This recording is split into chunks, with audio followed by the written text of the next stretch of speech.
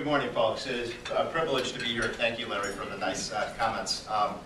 I have to say that it's a tribute to what a great organization this is. That I think Alan Zakin called me about 12 times to try to get me to come here to do this. He was an incredible pest, and I kept saying, no, I'm not coming to New Jersey.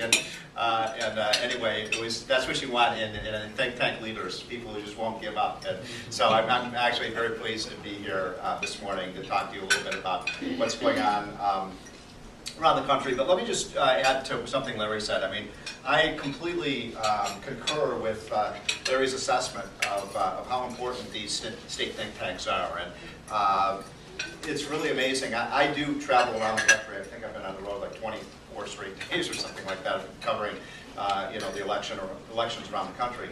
And one of the things that I always do, almost whatever state I'm in, is I visit with the people at these state think tanks. And I don't know, a lot of you in New Jersey are probably not too aware of how influential these state think tanks are, because Common Sense Institute is still pretty young and just getting going.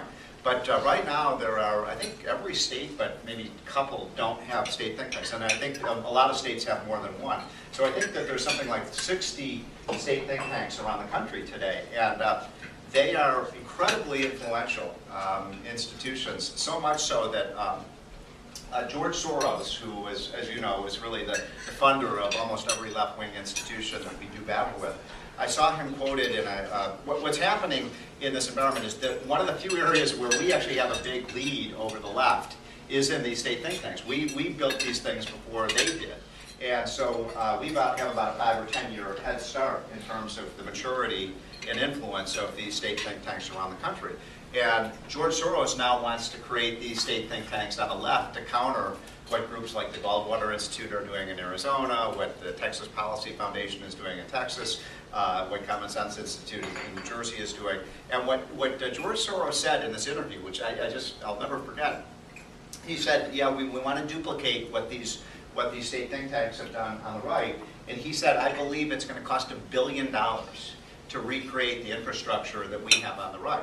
That's an amazing tribute to the influence of these state groups. And one of the things that really amazes me about the state groups that I deal with, and I would put Manhattan Institute in that category, although you kind of do a little bit of both. You do a lot of national policy and a lot of New York policy. But one of the things that is amazing is how much bang for the buck these institutions really get. I mean, a lot of these institutions are less than $1 million budget. Some of them are very well endowed. Some of them have budgets up to $4 or $5 million, but most of them are operating on budgets with less than $1 million, and yet they're having incredible impact. I mean, and I always tell donors that when they ask me, where should I invest my money? Because that's the hard thing. You all are investors in terms of public policy. That I really do believe that the maximum bang for the buck you can get right now is investing in a lot of these state think tanks, because they have such a profound influence. And your group is still getting up and started. Alan and I were talking about this last night.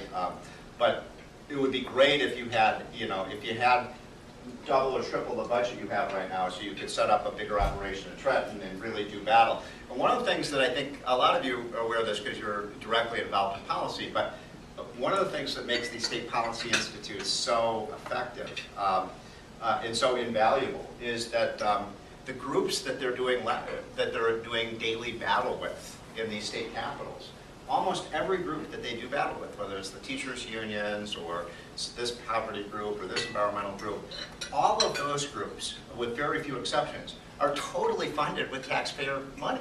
And very few of the state conservative think tanks take government money. Do you guys take government money? So that's a big difference. That these groups do battle with your and my money, whereas the groups on our side who believe in liberty and limited government actually do what they do with private contributions. So my ultimate message to you is, please contribute. Let's get this thing off the ground. Let's have it a robust $2-3 million budget at the very least.